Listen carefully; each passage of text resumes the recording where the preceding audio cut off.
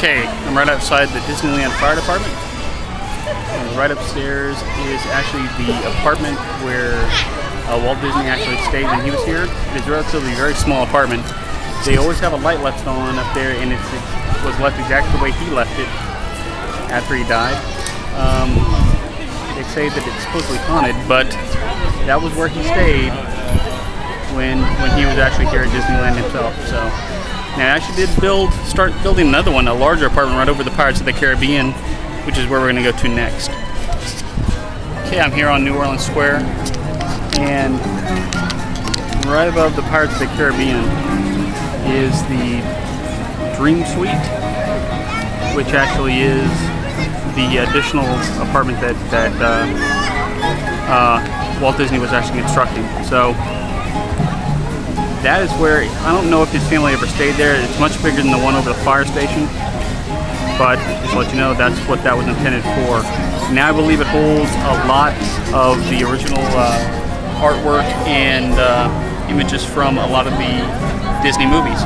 So it's where a lot of things are stored. So kind of a long line now for the Pirates of the Caribbean. I'm glad I rode that earlier.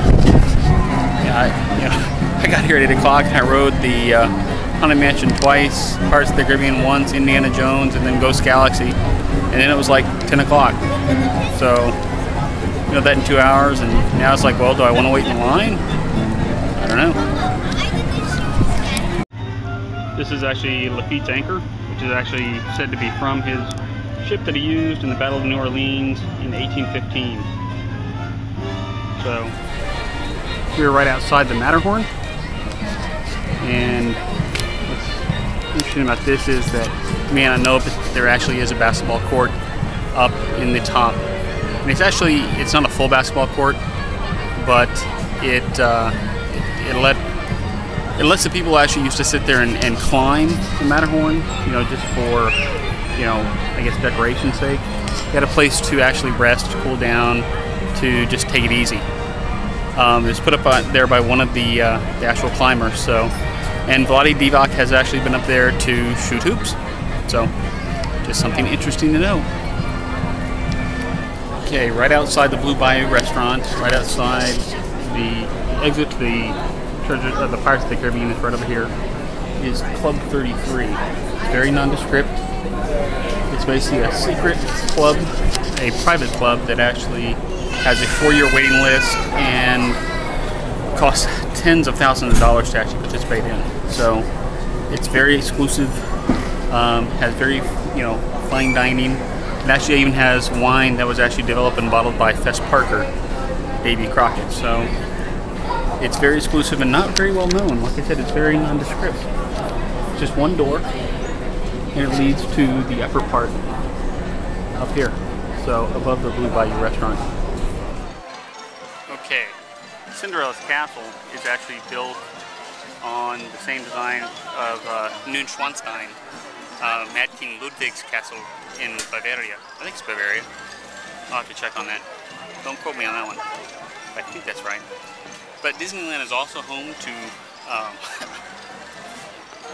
lots of feral cats. In fact, they found over 100 at one point sleeping in Cinderella's castle. So, just a little another tidbit. They come out at night, basically after everybody's gone home. They don't know how many are here, but there's tons of them here. Talk about ghosts. This in the Colosseum in Rome. Tons of feral cats. Here's something else. Alright, to create the illusion of size on Main Street, apparently the designers actually created the bottom fourth, and I'm reading on this one, so the bottom fours are actually 9/10 the size.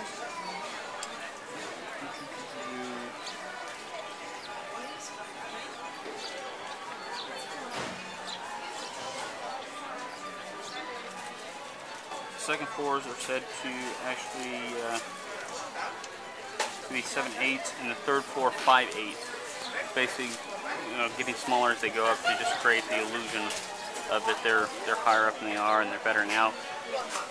The actual names printed in gold leaf on the windows upstairs are actually the Walt Disney or the Disneyland kind of like Hall of Fame they all actually have something to do with founders or important people in Disneyland's past. So if you look up there, those are, you know, in memoriam, usually with that kind of like an inside joke on the person who it actually, you know, belongs to. But here's a good one. The riverboat Columbia, actually, you know, supposed to be the sailing ship. They couldn't find the actual plans for the original Columbia, so instead they used the mutiny. So yeah, hopefully y'all were able to hear me instead of this gentleman over here. But anyway, but yes, mutiny on the Bounty, or I'm sorry, on the Bounty. So that's the actual ship they actually used the plans for to build the Columbia at Disneyland. Two things about the Jungle Cruise. Well, first, Richard Nixon's press secretary during the Watergate affair was actually one of his first jobs was actually one of the guides on the Jungle Cruise here at Disneyland. And also, before it originally opened, allegedly Walt Disney wanted to stock it with real animals and was eventually talked out of it by the people who were saying what it would be like to actually care for the animals and how dangerous that actually might be. Now originally they did have alligators near the front, and also those would escape, not out into the park, but into the wrong pools outside. So, real quick, if you buy a balloon here at Disney, this is one of the things that's not well known, is keep that receipt, because if your kid actually lets it go and it flies away, if you go take that receipt and tell them what happened, they'll give you a new balloon. Just heads up.